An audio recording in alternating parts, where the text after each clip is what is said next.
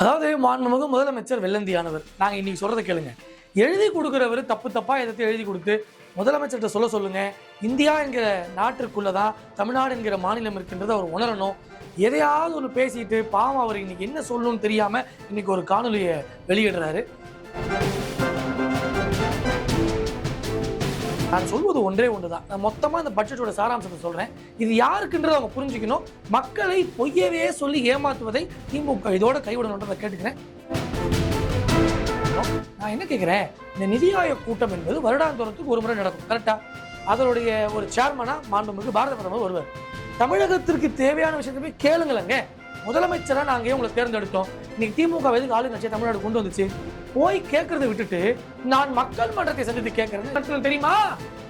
நான் என்ன கேட்கிறேன், தலைவரே, கவர்மெண்ட்னா எப்படி நடத்தக்கூடாதுன்றது உங்களை பார்த்து கத்துக்கலாம். அப்படி வேணா சொல்லுங்க. இன்னொன்னு பிஜேபி சொல்றாரு, நீங்க தோத்துக்கிட்டே இருப்பீங்க.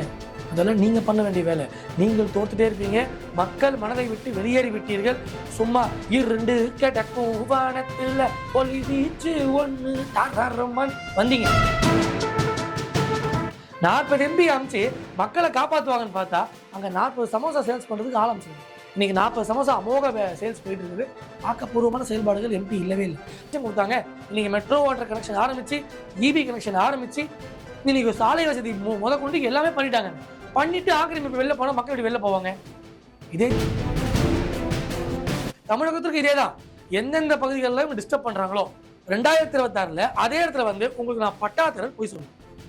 அப்படி ஒரு பச்சை வேஷம் போடக்கூடிய கட்சி தான் திமுக. அதை ஒழித்து துடை தெரிய வேண்டும் என்பதற்காக தான் பாஜக இன்னைக்கு கங்கணம் கட்டி வந்துட்டு இருக்கு. பொய்க்காரர்கள் திமுக. தனியார் மயமாக்குறதுன்றதுல அது ஒரு ஃபேக்டர். நான் கேட்பது, ஒரு செக்டாருக்குள்ள நீங்க இருக்கக்கூடிய நிர்வாகிகளுக்கு சரியான விஷயங்களை பண்ணிட்டு புதுசா ரெக்ரூட் பண்றீங்க, அது வேற கதை. இருக்கிறவங்களுக்கு ஒண்ணுமே செய்யாம நீங்க புது ஆளை ரெக்ரூட் பண்றீங்கன்னா அது யாரை த்ரெட்டன் பண்ற கதை, யாரை மிரட்டுற கதை? அப்ப ஓட்டக்கூடிய ஓட்டுநர்கள், நடத்துனர்கள், அங்க வேலை செய்யறவங்க மிரட்டுற கதை இது. இதெல்லாம் பண்ண அவங்க பயந்துருவாங்களா? வெறும் போராட்டம் திமுக ஆட்களே பண்ணக்கூடிய லெவலுக்கு திமுக தள்ளிடுது. அதை செய்யக்கூடாதுன்னு அன்போடு கேட்கிறேன். பிஜேபி விமர்சிச்சே இருந்தா கூட அதை மக்கள் ஏற்க மாட்டாங்க. அதாவது பொய்யா இருந்தா அதை மக்கள் ஏற்க மாட்டாங்க. எல்லாமே களத்துல மக்கள் எல்லாம் ரொம்ப அவதிப்படுறாங்க. அதை எடுத்துக்கூடக்கூடிய கட்சியாக, அதை மக்கள் பிரச்சனையோடு இன்னைக்கு களத்துல நிற்கக்கூடிய கட்சியாக பாஜக இருக்கு. அதனாலதான் நாங்க பேசக்கூடிய பேச்சுக்கள் எல்லாம் இன்னைக்கு தமிழ்நாட்டுல பெரிய அளவில் ஈடுபடுதுன்றது தெரியும். வணக்கம் சார். வணக்கம். நிதி ஆயோக் கூட்டத்தில் கலந்துக்க மாட்டேன் அப்படின்னு சொல்லி முதல்வர் அறிவிச்சபடியே இன்னைக்கு கலந்துக்கல நடைபெற்ற கூட்டத்துல. மேலும் நீங்க தோல்வி தான் சந்திப்பீங்க அப்படின்னு சொல்லி வீடியோ எல்லாம் பதிவிட்டு இருக்காரு. எப்படி பாக்குறீங்க? அதாவது மாண்புமிகு முதலமைச்சர் வெள்ளந்தியானவர். நாங்க இன்னைக்கு சொல்றதை கேளுங்க. எழுதி கொடுக்குறவர் தப்பு தப்பா எதை எழுதி கொடுத்து முதலமைச்சர்கிட்ட சொல்லுங்க. இந்தியா என்கிற நாட்டிற்குள்ளதான் தமிழ்நாடு என்கிற மாநிலம் இருக்கின்றது அவர் உணரணும். எதையாவது ஒன்று பேசிட்டு பாவம் அவர் இன்னைக்கு என்ன சொல்லணும்னு தெரியாம இன்னைக்கு ஒரு காணொலியை வெளியிடுறாரு. நான் சொல்வது ஒன்றே ஒன்றுதான். நான் மொத்தமா இந்த பட்ஜெட்டோட சாராம்சத்தை சொல்றேன். இது யாருக்குன்றது அவங்க புரிஞ்சுக்கணும். மக்களை பொய்யவே சொல்லி ஏமாத்துவதை திமுக இதோட கைவிடணுன்றதை கேட்டுக்கிறேன். ஒன்னொன்னா சார் கேளுங்க. மொத்த பட்ஜெட்டுடைய அந்த டோட்டல் எஸ்டிமேஷன் பாத்தீங்கன்னா 48,20,512 கோடி. இந்த மொத்த அமௌண்ட்டுமே தமிழக மக்களுக்கும் சேரும், மகாராஷ்டிராவுக்கும் சேரும், குஜராத்துக்கும் சேரும், இந்தியாவில் இருக்கக்கூடிய எல்லா மாநிலங்களுக்குமாக போடக்கூடியதுதான் ஒரு பட்ஜெட். அதை முதலமைச்சர் முதல்ல தெரிஞ்சுக்கணும். நான் என்ன கேட்கிறேன், இந்த நிதி ஆயோக் கூட்டம் என்பது வருடாந்தோறத்துக்கு ஒரு முறை நடக்கும், கரெக்டா? அதனுடைய ஒரு சேர்மனா மாண்புமிகு பாரத பிரதமர் வருவார். தமிழகத்திற்கு தேவையான விஷயத்தை போய் கேளுங்களங்க. முதலமைச்சரா நாங்க உங்களை தேர்ந்தெடுத்தோம். இன்னைக்கு திமுக எதுக்கு ஆளுங்கட்சியை தமிழ்நாடு கொண்டு வந்துச்சு? போய் கேட்கறதை விட்டுட்டு நான் மக்கள் மன்றத்தை சந்தித்து கேட்கறேன்னா இதெல்லாம் ஜோக்கா இல்லை. மக்கள் மன்றத்தை சந்தித்து எலெக்ஷன்ல நின்று எங்ககிட்ட பணத்தை கொடுத்து விலைக்கு வாங்கி போயிட்டீங்க. அங்க போயாவது மக்கள் சார்ந்த விஷயங்களை கேட்பதை விட்டுட்டு திரும்ப ஒரு நாடகத்தை அரங்கேற்றுவதற்கு என்ன காரணம்? நான் கேட்பது ஒன்றே ஒன்றுதான். திமுக வாடிக்கையா மக்கள்கிட்ட சொல்றது என்ன? காசு வரல, திட்டம் வரல, காசு வரல. இன்னைக்கு என்ன தமிழ்நாடு பேர் வரல. நான் கேட்பது, காசு கொடுங்கன்னாவது கேட்க போங்களேங்க. தமிழக இளைஞர்களுக்கு வேலை வாய்ப்பு இல்லாம இருக்கு, அதை கொஞ்சம் நீங்க கொடுங்கன்னு சொல்லி கேட்டு போங்களேங்க. மத்திய அரசு இடையே முறையிட்டு வாங்க வேண்டிய விஷயங்களை வாங்காம இங்க உட்கார்ந்து வசனம் பேசி என்ன பிரயோஜனம்? இதுல வேற ஒரு டைலாக் பேசுறாரு கேளுங்க. அதாவது நாள்தோறும் திட்டம், மக்கள் மனந்தோறும் மகிழ்ச்சி. தயவு செய்து அப்படி சொல்லாதீங்க. நாள்தோறும் புருடா, மக்கள் மனந்தோறும் பீதி. இதுதான் தமிழ்நாடுடைய நிலைமை புரியாமல் மாண்புமிகு முதலமைச்சர் பேசிக்கிட்டு இருக்கிறாரு. களத்துக்கு வாங்க, தயவு செய்து மக்கள் கஷ்டங்களை பாருங்கன்றதை நான் அன்போடு கேட்டுக்கிறேன். இன்னொன்னு, மத்திய அரசு பட்ஜெட் எவ்வளவு ஒரு அருமையான பட்ஜெட்டை இன்னைக்கு மாண்புமிகு பாரத பிரதமருடைய வழிகாட்டுதலின்படி அம்மையார் நிர்மலா சீதாராமன் அவர்கள் வெளியிட்டிருக்காங்க. எவ்வளவு அம்சங்கள் இருக்குன்னு நான் சொல்றேன். வாயில் வடை சுடக்கூடிய திமுக காரங்க நாங்க இல்ல. இந்த பட்டியலிடுறேன் பாருங்க. அதாவது ஒரே விஷயம்தான். இன்னைக்கு தமிழ்நாட்டிற்கு 1,05,150 கோடி இந்த 10 வருஷ பிஜேபி ஆட்சியில தமிழ்நாட்டிற்கு என்று பாரதிய ஜனதா கட்சி கொடுத்திருக்கு, எங்க அரசு கொடுத்திருக்கு. ஆனா காங்கிரஸ் அரசு இருக்கும்போது 10 ஆண்டு காலம் திமுக கூடயே இருந்தவங்க வெறும் 8,000 கோடி வாங்கி கொடுத்துட்டு, நான் கேட்பது காங்கிரஸ் கவர்மெண்ட் இருக்கும்போது தமிழ்நாடு என்கிற பெயர் எத்தனை தடவை சொன்னாங்க? தமிழகத்துக்கு என்று என்ன ஸ்பெஷலா கொடுத்தாங்க? ஒரே மத்திய அரசு பட்ஜெட்னு வரும்போது எல்லா மாநிலங்களுக்கும் ஸ்பிளிட் பண்ணி கொடுப்பாங்க. அதனால எந்த விதமான சுணக்கமும் இருக்காது. ஸ்டாலின் என்ன பொய்யே சொல்வது கூட கொஞ்சம் பொருத்தமா சொல்லணுன்றது அன்போடு கேட்டுக்கிறேன். ஒன்னு சொல்றேன் கேளுங்க. அதாவது மாநில வரி பங்கீடு. இப்ப மாநிலத்துக்கு வரியே வரலன்றாங்க. 2019 2020 அந்த காலாண்டுல 11,45,000 கோடி கொடுக்குறோம். சரிங்களா? எது ஒரு மாநிலத்துக்கு தரோம். இன்னைக்கு ஆஃப்டர் 5 வருஷம், இப்ப 5 ஆண்டு கழிச்சு பாத்தீங்கன்னா 2024-25 கிட்டத்தட்ட 23,49,000 கோடி கொடுக்குறோம். 2 மடங்கு உயர்ந்திருக்கு மாநிலத்திற்கான அந்த வரி பகிர்வு. அப்ப இதெல்லாம் பேச மாட்டீங்களே, கம்முன்னு இருப்பீங்களே. அதை வைத்து மக்களுக்கு எதாவது செய்யுங்க. அதை செய்வதற்கு இங்க யாருமே ஆள் இல்லை. பாஜகவை குறை சொல்லி இங்க ஒரு நாடகத்தை நடத்த தான் இங்க தயாரா இருக்காங்க தவிர மக்கள் சிந்தனையோ மக்கள் கொள்கை பற்றியோ இவங்களுக்கு அக்கறை இல்லாம போச்சு. கேளுங்க. இப்போ பெண்கள் குழந்தைகள் இவங்களை ஃபோக்கஸ் பண்ணி கிட்டத்தட்ட 3 லட்சம் கோடி ஒதுக்கி இருக்கு மத்திய அரசு. அடுத்தபடியா பாத்தீங்கன்னா அமைப்பு சார் அந்த ஆர்கனைஸ் செக்டார்ஸ் அவங்களுக்கு பாத்தீங்கன்னா அவங்க வேலையில சேர்றாங்க. புதிய வேலைக்கு சேரும் போது 1 மந்த்துக்கான சம்பளத்தை 3 தவணையாக சென்ட்ரல் கவர்மெண்டே வழங்குது அந்த கம்பெனிஸ்க்கு. ஸோ இது மூலமா என்ன தெரியுது? வேலை வாய்ப்புகளை அதிகம் செய்து இளைஞர்களுக்கு புதிய வேலைகளை கொடுப்பதற்கு மத்திய அரசு முழு முயற்சி எடுக்குது. அடுத்து பாத்தீங்கன்னா இன்ஃப்ராஸ்ட்ரக்சர் 11,11,111 கோடி ரூபாய் இன்னைக்கு இன்ஃப்ராஸ்ட்ரக்சருக்காக ஒதுக்கி இருக்கோம். அதே போல முத்ரால அதிகமான ஒரு லாபத்தை அதிகமான ஒரு இதை பெற்ற ஒரு மாநிலமாக இன்னைக்கு தமிழ்நாடு இருக்கு. அடுத்தபடியா பாத்தீங்கன்னா அக்ரிகல்ச்சர் செக்டாருக்கு 1,51,000 கோடி ஒதுக்கி இருக்கிறோம். அதே போல எஜுகேஷன் செக்டாருக்கு 1,25,000 கோடி ஒதுக்கி இருக்கிறோம். அதே மாதிரி மகளிர் நலன் 3 லட்சம் கோடி அப்ப சொன்னது போல. அதே போல பாதுகாப்பு துறைக்கு 4,54,000 கோடி ஒதுக்கி இருக்கோம். அதே மாதிரி ஊரக வளர்ச்சிக்கு 2,65,000 கோடி ஒதுக்கி இருக்கோம். உள்துறை 1,50,000 கோடி ஒதுக்கி இருக்கோம். ஐடிக்கு 1,16,000 கோடி ஒதுக்கி இருக்கோம். அதே போல சுகாதாரத்திற்கு 84,287 கோடி ஒதுக்கி இருக்கோம். மின்சாரம் சார்ந்த விஷயங்களுக்கு 68,788 கோடி ஒதுக்கி இருக்கோம். இதெல்லாம் யாருக்கு? ஏதாவது பர்டிகுலர் மாநிலத்துக்கு நாங்க பண்ணிருக்கோமா? இல்ல பர்டிகுலர் ஸ்டேட்டுக்கான பட்ஜெட் இது? திமுக இதை உணரணும். மக்களிடையே பொய் கட்டமைப்பை உருவாக்க கூடாது. மக்கள் நீங்க ஒரு விழிப்புணர்வோடு இருங்க. ஒரு இந்திய நாட்டில் ஒரு பட்ஜெட் வருதுன்னா ஆல் ஓவர் இந்தியாவில் இருக்கக்கூடிய எல்லா மாநிலங்களுக்கும் இந்த பட்ஜெட் பொருந்தும். இதுல தமிழகத்தை புறக்கணிக்க வேண்டிய அவசியம் என்ன? மாண்புமிகு பாரத பிரதமர் எங்க போனாலும் திருக்குறள் பேசுறாரு. எங்க போனாலும் நான் தமிழனாக பிறக்கவில்லையே என்று வேதனைப்பட்ட ஒரு பிரதமரை பார்த்திருப்பீங்களா? தமிழர்களுக்கு உச்சகட்ட பெருமையை உச்சகட்ட ஒரு எப்படி சொல்றது ஒரு கௌரவத்தை இன்னைக்கு மாண்புமிகு பிரதமர் தராரு. உலகத்திலிருந்து எந்த விஐபி வந்தாலும் அவங்க கூட்டு வரக்கூடிய முதல் மாநிலம் தமிழ்நாடு. நம்மளுடைய பாரம்பரியம், நம்ம கலாச்சாரம், நம்மளுடைய வழிபாடுகள் இதையெல்லாம் பார்த்து வியந்து போனவர்கள் நம்மளுடைய மாண்புமிகு மோடி, நமது பாஜக தலைமையிலான அரசு. அதை புரிஞ்சுக்கணும். திமுக கண்ட கதையும் பேசிக்கிட்டு இங்க ஊரை ஏமாற்றக்கூடிய வேலையை செய்ய வேண்டாம்ன்றது அன்போடு கேட்டுக்கிறேன். இன்னும் பாருங்க, நிதி ஆயோக் கூட்டத்துல நாங்க ஒண்ணு எங்களுக்கு ஆதரவா பேசுன்னு சொல்லல. மக்களுக்கு தேவையானதை எங்களுக்கு எதிர்ப்பாக தெரிவிச்சு வந்திருக்கலாம்ல. அந்த நிதி ஆயோக் கூட்டத்தை புறக்கணிக்கிறதுக்கு காரணம் என்ன? சரி, இந்த ஆண்டு பண்ணீங்க, போன ஆண்டு போனீங்களா? இல்ல. அதற்கு முந்தின ஆண்டு போனீங்களா? இல்ல. இப்படி ஆண்டுதோறும் நீங்க அந்த நிதி ஆயோக் கூட்டத்துக்கு போகாதது யாருக்கு நட்டம்?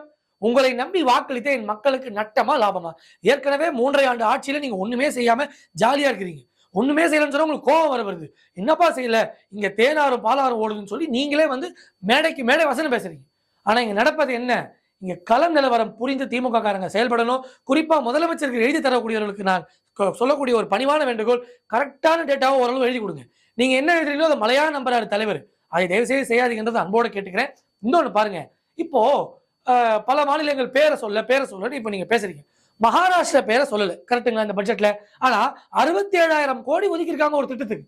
அதனால பேரை குறிப்பிடனாலே இன்னைக்கு என்னவோ பாஜக அரசு தமிழ்நாடை புறக்கணிச்சிருச்சு, நீங்க தேர்தலில் ஜெயிக்கல, அந்த காண்ட்ல பண்றீங்க. இதெல்லாம் யார் கேட்டா? அவங்கள தேர்தல் வெற்றிக்காக பயணிக்கக்கூடிய கட்சி பாஜக கட்சி கிடையாது. நாங்க 2 எம்பி ஜெயிச்சு முதல்ல வரும்போது எப்படி இருந்தோமோ இன்னைக்கு பெரும்பான்மையாக இருந்த ஆட்சி அமைக்கக்கூடிய நேரத்திலும் அதே போலதான் இருக்கும். எங்களுக்கு திமுக போல கர்வமோ ஆணவமோ அடிதடி பண்றதோ அட்டகாசம் பண்றதோ என்னமோ எங்களுக்கு ஆட்சிக்கு வந்தவனும் வராது. என்றுமே பணிவோடு தெளிவோடு தீர்க்கமாக மக்களுக்கு பணியாற்றிட வேண்டும் தான் பாஜக நோக்கமே. அந்த நோக்கம் இன்னைக்கு திமுக காரங்களுக்கு ரொம்ப ஒரு இரிட்டேஷனா இருக்கு. என்னடா இது இப்படி திருட்டுத்தனம் பண்ணிக்கிட்டு நம்ம பாட்டு ஜாலியா சுத்தி வந்த ஒரு மாநிலத்துல திடீர்னு வந்து ஒருத்தர் புரட்சி பண்றாரு, அவர்தான் என் தலைவன் புரட்சியாளர் அண்ணாமலையார். இன்னைக்கு பல்வேறு செய்திகளை, இன்னைக்கு மக்களுக்கு பட்ஜெட் உள்ளிட்ட பல்வேறு செய்திகளை இன்னைக்கு அண்ணன் சொல்றாரு. நான் சொல்லுவது ஒன்றுதாங்க, இன்னைக்கு பணம் கொடுக்கல, அதாவது ஒரே விஷயங்க, பல பிரச்சனைகள் நாட்டில் இருக்கு, கரெக்டுங்களா? குறிப்பா சவுத் சைடில் பார்த்தீங்கன்னா நம்ம ரிசர்வாயர்ஸ் பிரச்சனை இருக்கு, தண்ணீர் பிரச்சனைகள் இருக்கு. இதெல்லாம் பண்றதுக்கு செலவுகள் ஆகுமா ஆகாதா? மெட்ரோக்கு காசு வரலன்றீங்க, அதை கேட்கக்கூடிய இடத்துல யார் இருக்கா? யார் போய் கேட்கணும்? நீங்க கேட்காம கம்முன்னு இருந்துட்டு அப்புறம் அவரு கேட்கல இவரு கேட்கல எங்களை புறக்கணிக்கிறாங்க. அதாவது எங்கள் புரட்சியாளர் அண்ணாமலையார் ஃபேஸ்புக்கில் ஒரு வீடியோ ஒன்று வெளியிட்டிருக்கிறாரு, அதை நீங்க எல்லாருமே பார்க்கணும். அதை நான் உங்களுக்கு இப்போ காட்டுறேன். ஒரு ஒரு 2 மினிட்ஸ் கிளிப்பிங் அது. அதில் நீங்க ஷார்ட்டாக ஒன்று பாருங்க. அதோடைய தலைப்பே பார்த்தீங்கன்னா த கிரைம் முன்னேற்ற கழகம். பார்த்துக்கோங்க. எல்லா மாவட்டத்திலையும் வளர்ச்சி திட்டங்களை கொடுங்கன்னு சொன்னா பாருங்க, எல்லா மாவட்டத்திலும் அலிகேஷன். இந்த 2 முன்னாடி காணொலியை நீங்க எல்லாரும் பார்க்கணும். இதுல என்னென்ன அவலங்கள் இந்த கிரைம் முன்னேற்ற கழகம் செஞ்சிருக்கின்றத புரட்சியாளர் அண்ணாமலையார் கோடிட்டு காமிச்சிருக்கிறார். பாருங்க, பதில் சொல்வீங்களா திமுக காரங்களே? பாருங்க.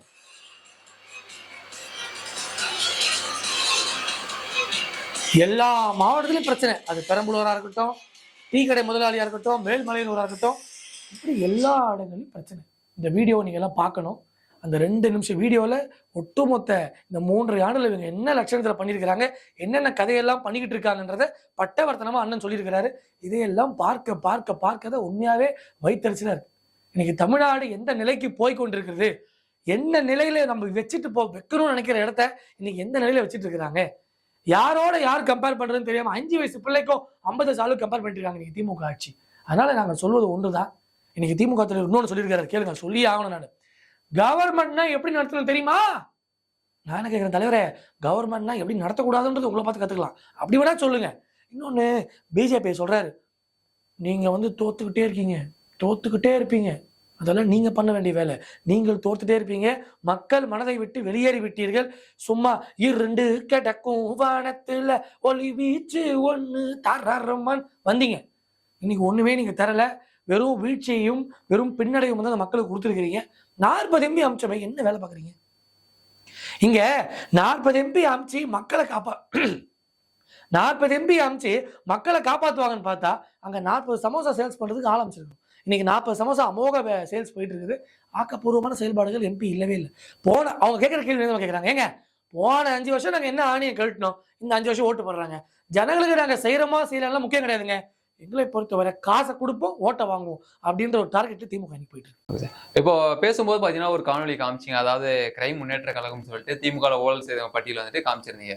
இது போல வந்துட்டு திமுக வந்துட்டு தொடர்ந்து குற்றச்சாட்டு வைக்கிறது என்னன்னா, தமிழக பாஜகவில் இருக்கக்கூடிய பல நிர்வாகிகள் வந்துட்டு ரவுடிகள் அப்படின்னு சொல்லிட்டு இருக்காங்க. அதை வந்துட்டு பட்டியலா வெளியிட்டாங்கன்னா உங்களோட பதில் என்னவா இருக்கும்? பட்டியலை வெளியிடட்டும், நாங்க எந்த தயக்கமோ அவங்களுக்கு முட்டு கொடுக்க வேண்டிய அவசியம் எங்களுக்கு கிடையாது. குற்றம் செய்பவர்கள் யாரா இருந்தாலும், அது என் கட்சிக்காரனாலும் சரி வெளியாளா இருந்தாலும் சரி, எங்களை பொறுத்தவரை மக்கள் நிம்மதியா வாழணும், இந்த சமுதாயம் குற்றமற்ற சமுதாயமாக இருக்கணும்ன்றது தான் எங்களோட நோக்கம். பாஜக எதற்குமே இது போன்ற விஷயங்களுக்கெல்லாம் பேக்கா நிற்காது. நிச்சயமாக அவர்களை ஒதுக்கி விடுவோம். அது போன்ற நிகழ்வுகள் தெரிஞ்சா. ஆனா திமுக ஒட்டுமொத்த கூடாரமே இன்னைக்கு நான் அந்த காணொலியை காமிச்சேன், அதை நீங்க உட்கார்ந்து பாருங்க மக்களே, அதுலயே உங்களுக்கு கிளியரா தெரிஞ்சிடும் யார் யார் எந்தெந்த லட்சணத்துல இருக்காங்க. இப்பேற்பட்ட லட்சணவாதிகள் இவர்கள் நம்ம லட்சணத்தை இவங்க கொஸ்டின் பண்றாங்க. மத்திய அரசு கொஸ்டின் பண்றதுக்கு இவங்களுக்கு என்ன தார்மீக உரிமை இருக்குன்றத நம்ம யோசிச்சு பார்க்கணும். ஓகே சார், இந்த பட்ஜெட்டை பொறுத்த வரைக்கும் தமிழகம் இல்லைன்னு சொல்லிட்டு இன்னைக்கு மாவட்டம் தோறும் வந்துட்டு ஒரு போராட்டம் வந்து திமுக சார்பாக நடைபெற்று வருகிறது, எப்படி பாக்குறீங்க? பாஜக சார்பாக இன்னைக்கு நாங்களும் ஒரு கண்டன ஆர்ப்பாட்டத்தை நடத்துறோம். என்னன்னு கேளுங்க, 3 ஆண்டு ஒண்ணுமே செய்யாம சும்மாவே இருந்துட்டு இன்னைக்கு மத்திய அரசு கொடுக்கக்கூடிய ஒரு பட்ஜெட்டை குறை சொல்றீங்களே, நிதி ஆயோக் கூட்டத்தில் போய் பேச வேண்டிய ஆள் பேசாம இருக்கிறீங்களே, வருஷம் போகாம ஏமாத்திட்டே இருக்கீங்களே தலைவரே, போய் பேசுங்கன்னு சொல்லி இன்னைக்கு நாங்களும் எல்லா இடத்துலையும் கூட்டம் போடுறோம். திமுக போடக்கூடிய கூட்டத்திற்கும் திமுக சொல்லக்கூடிய கொள்கைகளுக்கும் இன்னைக்கு செவிசாய்க்கக்கூடிய மக்கள் யாருமே இல்லை. நான் என்ன கேட்கிறேன், அண்ணன் முதலமைச்சர் பேசுறதையும் அண்ணன் உதயநிதி அவங்க பேசக்கூடிய தீன் தமிழை கேட்கறதுக்கு அப்படியே கூட்டம் அலமோதுதா? சும்மாங்க கூட்டம் போடுற நேரத்துல ஒரு சினிமா பாட்டை போட்டுக்கிட்டு காவாலி டான்ஸ்ல பாத்திருக்கீங்கல்ல, வாவும் காவாலும் டான்ஸ் போடும். உதயநிதி அண்ணனுக்கு ஒரு புகழ் பாடுவாங்க, அங்க ஒரே வசனங்கள் பேசி கொண்டு இருப்பாங்களே தவிர கொள்கை விளக்க பொதுக்கூட்டம்னு சொல்லி ஒரு கூட்டம் போடுறாங்க. கொள்கையே இல்லை அவங்க கொள்கையை டான்ஸ் காட்டணும், சரக்கு வாங்கி கொடுக்கணும், அவங்க உட்காந்து காட்டு சாப்பிடுவாங்க. இதுதான் அவங்களுடைய பாரம்பரிய வழக்கம். அவங்க கூட்டமெல்லாம் பெருசா எடுபடாது. ஆட்சியில் இருந்துகிட்டு நீங்க வந்து கண்டன கூட்டம் போட்டீங்கன்னா இது ஒரு நகைச்சுவையான விஷயமா இருக்குது. ஆட்சியில் இருக்கக்கூடியவர்கள் நேரா போய் ரைட் ராயலா மத்திய அரசை பார்த்து நான் தமிழகத்துடைய ஆட்சி கட்சியா இருக்கிறேன், எனக்கு செய்ய வேண்டியதை செய்து கொடுங்கன்னு சொல்லி கேட்கறத விட்டுட்டு இங்க உட்கார்ந்துகிட்டு ஒரு ஷோ காமிச்சிட்டு இருக்கிறீங்க. குரல் வித்த இதெல்லாம் வந்து மக்கள் பார்த்து சிரிக்கிறாங்க. ஓட்டு போட்ட நாங்க, ஓட்டு போட்ட எல்லாருக்கும் தெரிந்த ஒரு விஷயம், ஆளுங்கட்சியாக இருக்கக்கூடியவர்கள் மத்திய அரசிடையே அழுத்தம் கொடுத்து விஷயங்களை வாங்குவதை விட்டுவிட்டு இங்கே வெற்று போராட்டங்களை அறிவித்துக் கொண்டு உங்கள் சுயலாபத்திற்காக நீங்கள் செயல்படாதீர்கள் என்று பாஜக சார்பாக அன்பாக கேட்டுக்கிறோம். இந்த எதிர்கட்சியில வந்துட்டு என்ன சொல்றாங்கன்னா, அந்த பட்ஜெட்டை பொறுத்த வரைக்கும் தமிழகன்ற பேர ஒரு பக்கம் இருந்தாலும் வந்துட்டு ஆந்திரா, பீகாருக்கு தான் வந்துட்டு அதிகப்படியான பட்ஜெட் வந்து கொடுத்துருக்காங்க. இது என்ன வந்து மோடிக்கு ஆதரவு தெரிவிச்சனாலயா அப்படின்னு சொல்றாங்களே, அப்படி பாக்குறீங்க? அதாவது ஒரு விளிம்பு நிலையில இருக்கக்கூடியவங்களுக்கு ஒரு அப்ரைசல் கொடுக்கறதுன்றது ரொம்ப இயல்பு. ஒரு தலைநகரமே இல்லாம ஒரு மாநிலம் இருக்குங்க, எப்படிங்க அது இது பண்ண முடியும்? அதனால அவங்களுக்கான விஷயங்களை செய்வதில் எந்த தவறும் இல்லை. அவங்களுக்கு செய்யறதுனால மற்றவங்களை நாங்க செய்யாம விட்டாதான் தப்பு. எல்லாருக்குமான பகிர்வு, எல்லாருக்குமான இம்பார்ட்டன்ஸ் எல்லா மாநிலங்களுக்குமே ஈக்குவலா ட்ரீட் பண்ணப்படுது. இன்னொன்னுங்க, தமிழக மக்கள் மேல பச்சையா சொல்ல போனா இதெல்லாம் தாண்டி தமிழக மக்களுக்கு அதிகமாக செய்யக்கூடிய ஒரு கட்சி தான் பாஜக, எங்கள் அரசு. காரணம், தமிழக மக்கள் மேல நீங்க எங்களுக்கு மேண்டேட்டே தரல, எங்களுக்கு வெற்றி வாய்ப்பே தரல, திமுக போல பேச நாங்க தொடங்கினாலும் இந்த விதம் கவலை கிடையாதுங்க. வெற்றி எங்களுக்கு பொறுமையாக கிடைச்சாலே போதும். நாங்கள் மக்களிடையே வெற்றியை தாண்டி மக்களுடைய வாழ்க்கையை நாங்கள் சிந்திக்கிறோம், அதற்காக தான் செயல்படுறோம். தமிழகத்தை எக்காலம் புறக்கணிக்காது மத்திய அரசு. இந்திய மக்களை தாய்குலத்தோடு அரவணைப்பார் மாண்புமிகு மனிதகுலசாமி மோடிஜி. அதெல்லாம் நீங்க எதுவும் வரி பண்ண வேண்டாம். திமுகவோட நரேட்டிவை, திமுகவுடைய இந்த பொய் பேச்சுகளை உடைத்தெறியணுன்றது தான் இந்த காணொலியுடைய என்னுடைய நோக்கமே. இப்ப இந்த ஆக்கிரமிப்புன்றது பாத்தீங்கன்னா தமிழகத்துல அதிகரித்து வருகிறது. அதன் ஒரு பகுதியாக இப்ப சென்னை மாநகரத்துல கொண்ட ரெட்டேரி பகுதியில் வந்துட்டு இந்த ஆக்கிரமிப்பு வந்துட்டு அதிகமா இருக்கிறதா வந்துட்டு தகவல் வந்திருக்கு. உங்களோட கருத்து என்ன? ஆக்கிரமிப்பு தவறு, ஆக்கிரமிப்பு எடுக்கிறேன்னு சொல்ற அரசு சரி, அதெல்லாம் எந்த பிரச்சனையும் இல்லைங்க. அங்க வீடு கட்டிட்டாங்க, அங்க பேசக்கூடியவங்க என்ன சொல்றாங்க, ஏங்க எங்களுக்கு ஆறுதல் சொல்ல கூட நாதி இல்லாம இருக்கவங்க, நாங்க அனாதைகளாக நீங்க ரோட்ல நிக்கப்பட்டுட்டோம், ஒரு நோட்டீஸ் போடுறது என்னமோ, வெளியே போங்கன்னு சொல்றது என்னமோ. கவர்மெண்ட் வந்து ஒரு ஆக்கிரமிப்பு இடத்தை எடுக்கிறாங்க அப்படின்னு சொன்னா மாற்று வழிவகை செய்யணுமோ கூடாதா? பொழுது ரோட்ல நிப்பட்டு போறது அவங்க அரசோட வேலையா? இன்னைக்கு மக்கள் பரிதவித்து நிக்கிறாங்க, சின்ன சின்ன குழந்தைங்களும் ரோட்ல நிக்குது. உண்மையாவே பாஜக இதை கண்டிக்குது. அந்த மக்களுக்கான ஒரு மாற்று வழியை சொல்லி மாற்று ஏற்பாடுகளை செய்துவிட்டு இந்த வேலையை அரசு செய்திருந்தால் அதுல ஒரு நியாயம் இருக்கு. நியாயமற்ற செயல்களை செய்து கொண்டு நான் கேட்கிறேன், ஆக்கிரமிப்புன்னு கிளைம் பண்றீங்களே, எலக்ட்ரிசிட்டி ஏன் கொடுத்தீங்க? அந்த மக்கள் கேட்கறாங்க, எங்களுக்கு எதுக்கு கனெக்ஷன் கொடுத்தாங்க? இன்னைக்கு மெட்ரோ வாட்டர் கனெக்ஷன் ஆரம்பிச்சு, இபி கனெக்ஷன் ஆரம்பிச்சு, இன்னைக்கு சாலை வசதி முதற்கொண்டு எல்லாமே பண்ணிட்டாங்க. பண்ணிட்டு ஆக்கிரமிப்பு வெளில போனா மக்கள் வெளில போவாங்க. இதைத்தான் கேள்வி கேட்கிறாங்க. ஆனா இதே திமுக, நல்லா தெரிஞ்சுக்கோங்க ரெட்டேரி மக்களே, தமிழகத்திற்கு இதேதான். எந்தெந்த பகுதிகளில் டிஸ்டர்ப் பண்றாங்களோ 2026 அதே இடத்துல வந்து உங்களுக்கு நான் பட்டாத்தரல் போய் சொல்லுவான். அப்படி ஒரு பச்சை வேஷம் போடக்கூடிய கட்சி தான் திமுக. அதை ஒழித்து துடை தெரிய வேண்டும் என்பதற்காக தான் பாஜக இன்னைக்கு கங்கணம் கட்டி வந்துகிட்டு இருக்கு. பொய்க்காரர்கள் திமுக, புரட்டு பேசுபவர்கள் திமுக, கத்தி கத்தி கூப்பாடு போட்டு ஆகாத கதை பேசுபவர்கள் திமுக. இன்னைக்கு மக்களோட ரோட்டை நிப்பாட்டாங்க பாருங்க. ரெட்டேரி மக்களுக்கு பாஜக ஆதரவாக நிற்கும். தமிழக அரசுக்கு ஒரு வேண்டுகோள், மாற்று ஏற்பாடுகள் அந்த மக்களுக்கு செய்யுங்க. பல தாய் குலங்கள் ரோட்ல நிக்கிறாங்க, சின்ன சின்ன குழந்தைகள்லாம், பிறந்த குழந்தைகள்லாம் ரோட்ல வச்சு நிக்கிறாங்க, ரொம்ப கஷ்டமா இருக்கு. அதற்கான வழிகளை தமிழக அரசு செய்யணும்னு வேண்டுகிறேன். ஓகே, அரசு பேருந்துகள் வந்துட்டு இப்ப டெண்டர் வந்து விட்டுருக்காங்களே, இது வந்துட்டு ஒரு விமர்சனமா மாறி இருக்கு, என்ன காரணம்? அதாவது அரசு போக்குவரத்துல வேலை செய்யற பணியாளர்கள் என்ன கேட்டாங்க, அவங்க கிட்ட ஊதிய உயர்வு கேட்டா அதை கொடுத்து வேலை நடத்துறதை விட்டுட்டு இன்னைக்கு எல்லாருக்கும் 1000 ரூபாய் 1000 ரூபாய் 1000 ரூபாய் 1000 ரூபாய் கொடுக்குறீங்கல்ல. அரசு ஊழியர்கள், உழைக்கக்கூடியவர்கள் கேட்கறாங்க, கொடுக்குறது என்ன உங்களுக்கு? ஊதிய உயர்வை விட்டு விட்டு டெண்டர் விடுறாங்க. பிரைவேட் அளவில் உள்ள கொண்டு வந்து அரசு ஓட்டுநர்களுக்கு இன்னைக்கு த்ரெட் ஆகி போச்சு. இன்னைக்கு குறிப்பா சொல்ல போனா அந்த ஓட்டுநர்களுக்கெல்லாம் பெரிய ஒரு பலமா நிற்கக்கூடியது திமுகவுடைய ஓட்டுநர் அணி, அமைப்பு சாரா அணி, அது இதுன்னு போட்டு ஒரே ஆட்டம் போடுவாங்க. அதுல ஒரு நாடாளுமன்ற மாநிலங்களவை உறுப்பினர் கூட இருக்காரு. என்ன பிரயோஜனம்? இன்னைக்கு அவங்களுக்கான ஜஸ்டிஸ் கிடைக்குதா? அவங்களுக்கு டெண்டர் விடுறாங்க. இதை வன்மையாக பாஜக கண்டிக்குது. இதையெல்லாம் ஒருபோதும் ஏற்றுக்க மாட்டோம். அரசுல வேலை செய்யக்கூடிய ஓட்டுநர் நடத்துனருக்கு எந்த பிரச்சனையும் வரக்கூடாது, அவங்க வேலைக்கு எந்த ஆபத்து வந்துடக்கூடாது. அவங்களுக்கான பணி உயர்வை அவர்களுக்கான ஒரு ஊதிய உயர்வை கொடுத்துட்டு இவங்க மற்ற வேலையை பார்க்கட்டும்.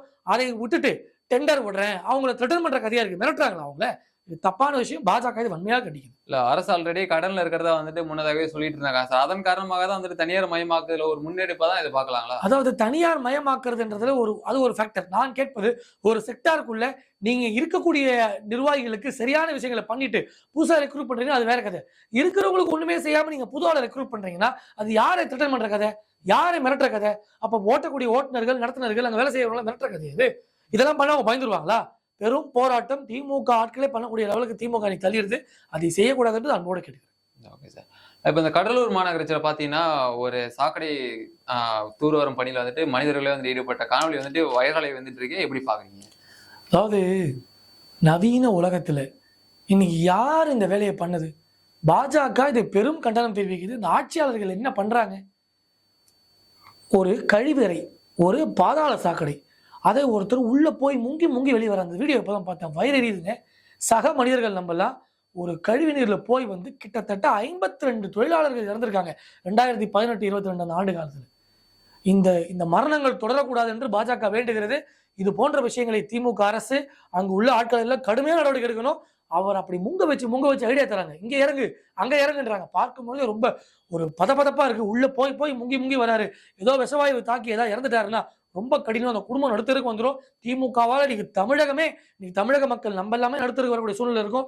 இது போன்ற உழைப்பாளிகளை, இது போன்ற தொழிலாளர்களை நீங்க வந்து பண்ணக்கூடாது. அது ரொம்ப தவறான விஷயம். பாரதிய ஜனதா கட்சி இது கடும் கண்டனம் தெரிவிக்குது. அரசு இதற்கு தீவிர நடவடிக்கை எடுக்கணும். இன்னொன்னு, இது பொறுத்து சுப்ரீம் கோர்ட் ஒரு ஆர்டர் கொடுத்திருக்கு. இது போலதான் ஆட்களை வேலைக்கு செய்ய வைக்கக்கூடாது. சுப்ரீம் கோர்ட் ஆர்டரை திமுக மீறுதா? அதன் பிறகு பாருங்க, சென்ட்ரல் கவர்மெண்ட் இதற்கு 5 லட்சம் ஒரு ஊக்கத்தொகையாக கொடுத்து அவங்களுக்கு கிளவுஸ் முதற்கொண்டு அவங்களுக்கு எக்யூப்மெண்ட் வச்சு தான் பண்ணணும். ஆட்கள் இறங்கி பண்ணக்கூடாது. மனித கழிவு அழக்கூடாதுன்னு சொல்லி அதற்கு ஒரு விஷயங்கள்லாம் பண்ணியிருக்கணும். பாரத பிரதமர் அதற்கான ஒரு விஷயங்களை செம்மையா பண்ணியிருக்கிறாரு. எல்லா விஷயங்களையுமே நல்ல விதமா பண்ணி கொண்டு போயிட்டு இருக்காரு. அதையெல்லாம் நீங்க இம்ப்ளிமெண்ட் பண்றது யோசிக்காதீங்க. மத்திய அரசு இது போன்ற தொழிலாளர்களுடைய நலனை காக்க நாங்கள் கொண்டு வரக்கூடிய விஷயங்களை நீங்க தயவுசெய்து இன்டரப்ட் பண்ணாதீங்க. அதிலையும் அரசியல் செய்யாதீர்கள். அவர்கள் உயிரும் எங்களுக்கு ரொம்ப ரொம்ப முக்கியம். ஒரு உயிரும் தமிழகத்தில் முக்கியம். அதையெல்லாம் நீங்கள் வேலை செய்ய வைக்கிறேன், அவங்கள வந்து மிஸ்கைட் பண்ணி அவங்கள வந்து தவறான விதங்களை வேலை வாங்க வச்சு அவங்களுடைய உயிர் ரொம்ப ஆபத்துக்கு விளைவிச்சிடாதீங்க. அவங்கள நம்பி குடும்பம் குழந்தை குட்டிலாம் இருக்கு. அதனால திமுக அரசு சட்ட ஒழுங்கையும் டீல்ல விட்டுறீங்க. இந்த மாதிரி அரசு ஊழியர்களுடைய அவங்களுடைய லைஃப் அவங்களுடைய சம்பளத்தையும் டீல்ல விட்டுறீங்க. நம்மளை போன்ற பப்ளிக் டீல்ல விட்டுறீங்க. தேவையில்லாம மத்திய அரசுக்கு மயக்க பிடிச்சி கத்திட்டு இருக்கீங்க. எதை எப்படி செய்யணும், எப்போ போய் என்னென்ன பண்ணணும் தெரிஞ்சுக்கோங்க. இப்போ 2 நிமிஷம் பேசுறேன். மீன் குழம்பு சாப்பிட்டீங்களா மக்களே? சாம்பார் சாதம் சாப்பிட்டீங்களா மக்களே? இப்போ நீங்க கேட்பீங்க, பிரதர் பேசிட்டே இருக்கும் சம்மந்தமே இல்லாம மீன் குழம்பு சாம்பார் சாதம். 2 வினாடிக்கு நான் சம்மந்தமே இல்லாம பேசும்போதே உங்களுக்கு என்னடா இந்த பையன் அப்படின்னு தோணுது. 3 ஆண்டு காலம் எதை சொல்லி வந்தார்கள், எதை செய்யறேன்னு சொல்லி வந்தாங்க, இன்னைக்கு என்னத்தை செய்யறாங்க? சம்பந்தமே இல்லாம 3.5 வருஷமா செயல்படுறாங்க. மக்களே, அதை நீங்கள் எல்லாம் கவனிக்கணும். இதையெல்லாம் உற்று நோக்கணும். தமிழக மக்கள் விழித்தெழக்கூடிய காலம் வந்து விட்டது. தூங்க நம்மளை தட்டி எழுப்புறான் திமுக காரன். நம்ம எழுந்து வந்தே ஆகணும். இவர்களை விரட்டி அடித்தே தீரணும். 2026 மாற்றம் வரவில்லை என்றால் நம்ம எல்லாம் ஏமாற்றப்படுவோம், ஏமாறி போவோம் என்பதை தெரிவித்தார். இல்ல, அரசு மீது என்ன சார் தொடர்ந்து விமர்சனம்? ஏன் வந்துட்டு இந்த விமர்சனம்? அவங்கள சொன்னதை வந்து செஞ்சுட்டு தானே இருக்காங்க பார்ட் ஆஃப்ல. அதாவது அரசு சொன்னது ஒண்ணுங்க, இன்னைக்கு செய்யறது ஒண்ணு. இந்த விஷயங்களை புரிந்து கொள்ளணும். என்னென்ன சொல்லி வந்தாங்க? சிலிண்டர் விலைகளை குறைச்சிருவேன், பெட்ரோல் விலைகளை குறைச்சிருவேன், நான் எந்த ரேட்டும் ஏற்ற மாட்டேன், எலக்ட்ரிசிட்டி அப்படியே இருக்கும், பால் விலை அப்படியே இருக்கும், இது லேண்ட் விலை அப்படியே இருக்கும், எல்லாமே அப்படியே இருக்கும். இன்னைக்கு இவங்கெல்லாம் தான் வேற மாதிரி போயிட்டு இருக்காங்கன்னு பார்த்தா இன்னைக்கு உயர்வு தரேன் ஆட்சிக்கு வந்துட்டு இன்னைக்கு விலைவாசி உயர்வை தான் தந்திருக்காங்க தவிர வேற எதுவுமே இந்த திமுக ஆட்சி தரலன்றதை அன்போடு கேட்டுக்கிறேன். இன்னொன்னு, சும்மாவே பிஜேபி விமர்சிச்சே இருந்தா கூட அதை மக்கள் ஏற்க மாட்டாங்க. அதாவது பொய்யா இருந்தா அதை மக்கள் ஏற்க மாட்டாங்க. எல்லாமே களத்துல மக்கள் எல்லாம் ரொம்ப அவதிப்படுறாங்க. அதை எடுத்து கூடக்கூடிய கட்சியாக, அதை மக்கள் பிரச்சனையோடு இன்னைக்கு களத்துல நிற்கக்கூடிய கட்சியாக பாஜக இருக்கு. அதனாலதான் நாங்க பேசக்கூடிய பேச்சுக்கள் எல்லாம் இன்னைக்கு தமிழ்நாட்டுல பெரிய அளவில் ஈடுபடுது என்பதை தெரிவித்துக் கொள்கிறேன். ஓகே. இப்போ திமுக கூட்டணியில வந்துட்டு ஒரு விரிசல் ஏற்பட்டிருக்கா பிரதர்? இப்ப என்னன்னா வந்துட்டு காங்கிரஸ்ல இருக்கக்கூடிய எம்பிக்கள் வந்துட்டு ஒரு கருத்தை தெரிவிச்சாங்கன்னா மூத்த தலைவர்கள் வந்து அதுக்கு மாறாக ஒரு கருத்துக்களை தெரிவிக்கிறாங்களே, எப்படி பாக்குறீங்க இது? காங்கிரஸை பொறுத்தவரை அவங்களும் ஏதோ பேசணுமேன்னு பேசுறாங்க. இன்னைக்கு திமுகவை பொறுத்தவரை, காங்கிரஸை பொறுத்தவரை அவங்க ஒரு கட்சின்றதே மறந்துட்டாங்க. தமிழ்நாட்டை பொறுத்தவரை திமுக இருந்தாதான் வெற்றின்ற வார்த்தை, வாக்குன்ற வார்த்தை நமக்கு வரும். இல்லைன்னா நம்ம நோட்டாவுக்கும் கீழேன்றதை காங்கிரஸ் உணருது. அதனாலதான் யாராவது ஒரு தலைவர் ஏதாவது ஒரு புரட்சிகரமாக நாங்கள் பேசக்கூடிய நேரத்தில் ஐயோ திமுக நம்மளால ஒண்ணுமே முடியாது, ஐயோ திமுக தான் நம்ம குலசாமி, ஐயோ திமுக நம்ம ஒண்ணுமே ஆயிட முடியாது. இன்னைக்கு திமுக காரங்களை விட இவங்க அதிகமா பேசுறாங்க. நாங்க பெரியாரால் வளர்க்கப்பட்டவங்கன்றாங்க, நாங்க தான் வந்து திராவிட மண்ணில் இருக்கோன்றாங்க. இது காங்கிரஸ் கட்சியா இல்ல தமிழக மாநில திமுகவான்னு என்னடா இது அப்படின்னு குழம்பக்கூடிய சூழ்நிலை எனக்கு இருக்கு. திமுகவில் விரிசல்லாம் வராது. எல்லாருமே ஒரு அக்ரிமெண்ட்ல இருக்காங்க. மக்களை ஏமாற்றக்கூடிய அக்ரிமெண்ட்ல இவங்க எல்லாருமே இருக்காங்க பார்ட்னர்ஸா. மக்களை ஏமாற்றுவதனால் இவங்க பெறக்கூடிய ரெவென்யூ போயிடக்கூடாதுன்றதுனால அவங்க அதிலே நீடிப்பாங்க. அதுல எந்த குழப்பமும் வராது. மக்களை வஞ்சிக்கக்கூடிய அரசாக திமுக அரசு இருக்கு. மக்களை வைத்துக்கொண்டு ஒரு நாடக கம்பெனி நடத்தி கொண்டிருக்குது இன்னைக்கு திமுக ஆட்சி என்கிற பேர்ல. இந்த ஆட்சி, இந்த அலங்கோல காட்சி முடிவுக்கு வரும். தமிழகம் விடிவுக்கு வரும். நன்றி, வணக்கம்.